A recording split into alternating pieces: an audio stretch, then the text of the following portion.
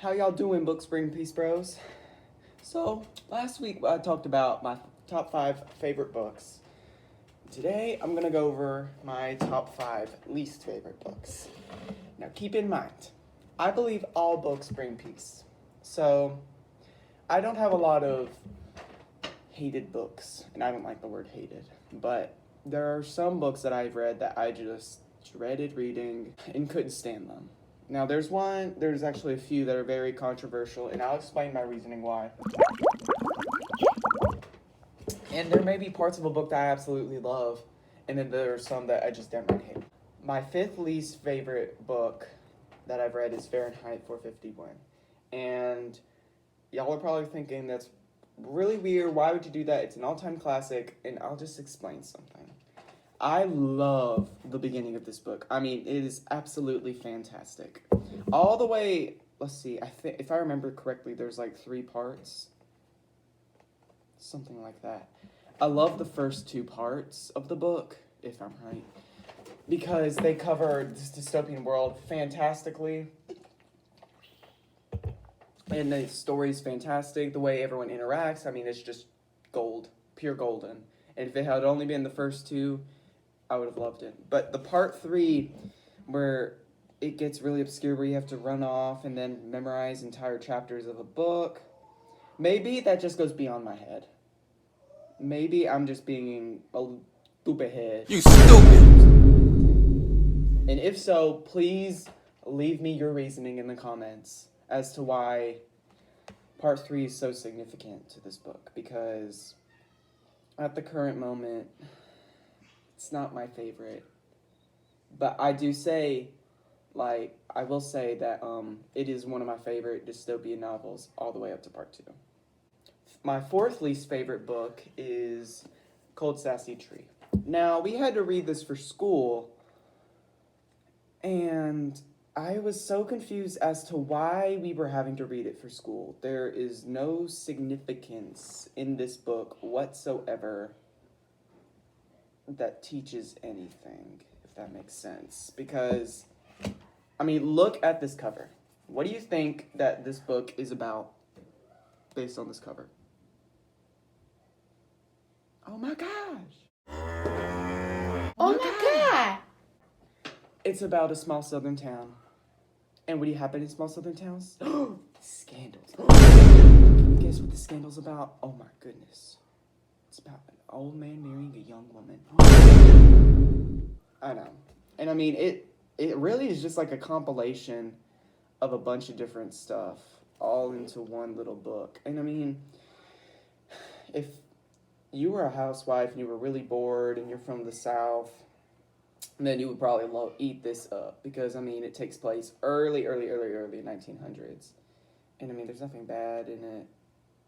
I mean, I think it's more situational for these books because some of them really weren't my favorite because of the situation. Not that they're bad books, generally speaking.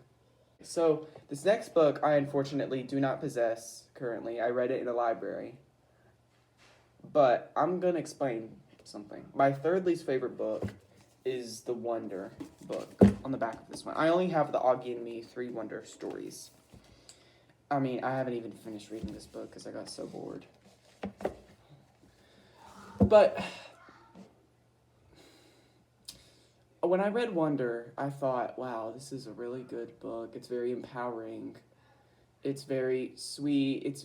I like that it's a children's book that sort of simplifies how some people are not able to cope with society to a level where children can understand.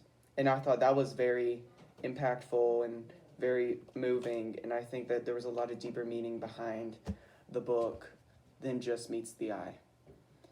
But when the movie came out, the more I watched the movie, the more agitated I got because I felt like it didn't have good representation of all the other hard things that people with disabilities go through. The more time that passed on, the less there was of the same connection being put into the original book. And so this is just an extension of that because it's more content being produced, I would say.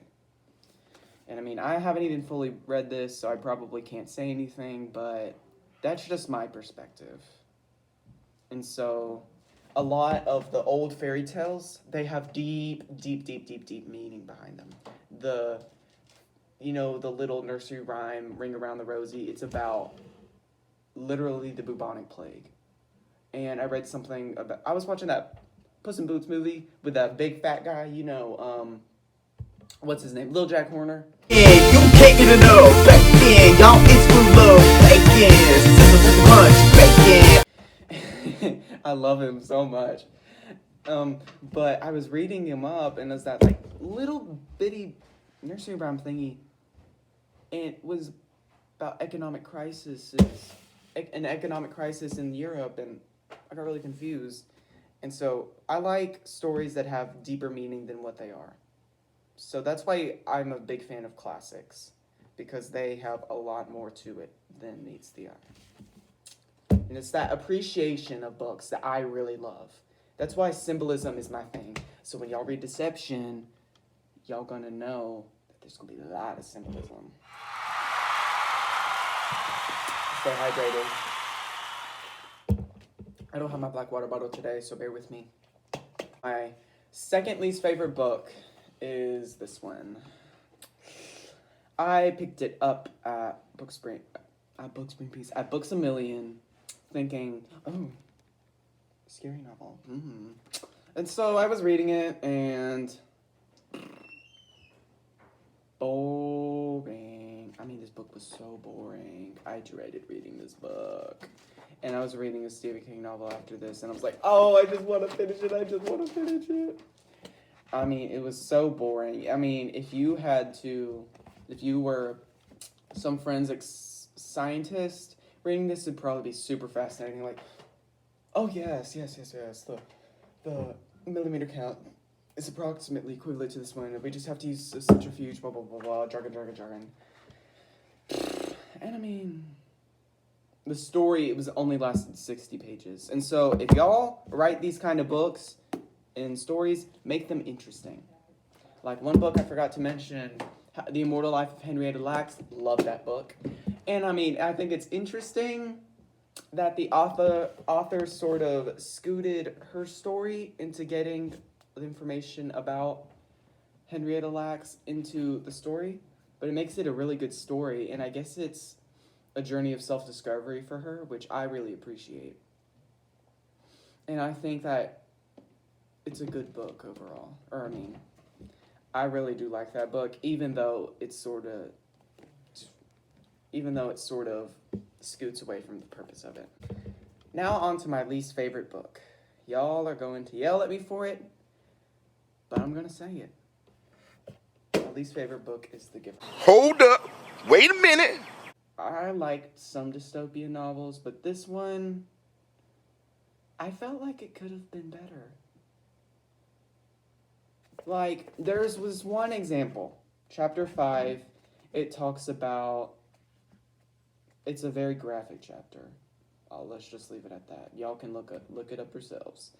But I felt like it could be put better, more appropriate, because I had to read this in 7th grade, and when I was reading this in 7th grade, it was pretty traumatizing. Luckily, that was when I was actually home that day, and I had to read this book for school, and so I was reading this in the basement or whatever, and I'm like, and so I feel bad for my friends because they had to use the audiobook in class, and I mean, stuff, I'm telling y'all. Whew. But that's some other stuff that I've read though. Whew. But still, I mean, it's an okay story. The movie, I fell asleep watching it. And I mean, I like it, but I felt like it could have been put better. It could have been delivered better.